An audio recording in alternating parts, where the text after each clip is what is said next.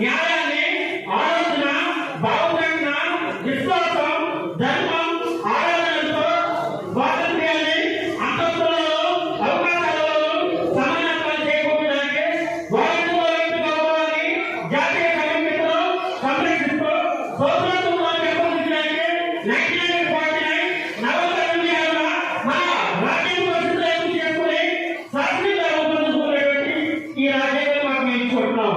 ఈ భారత రాజ్యాంగం ఎవరికంటే మనది. భారత రాజ్యాంగం ఏమంటే ఈ భారత రాజ్యాంగం ఏ బ్రిటిష్ వారు చెప్పినో లేదంటే ఏ రాజు చెప్పినో ఏ విధానం చెప్పినో రాష్ట్రమైనటువంటి రాజ్యాంగం కాదు. ఈ భారత రాజ్యాంగం మనకు ఒక రాష్ట్రమైనటువంటి రాజ్యాంగం. అలాగే భారత ప్రజలైన మేము సర్వసత్తాక దేశం అంటే మన దేశం ఒక సర్వసత్తాక దేశం.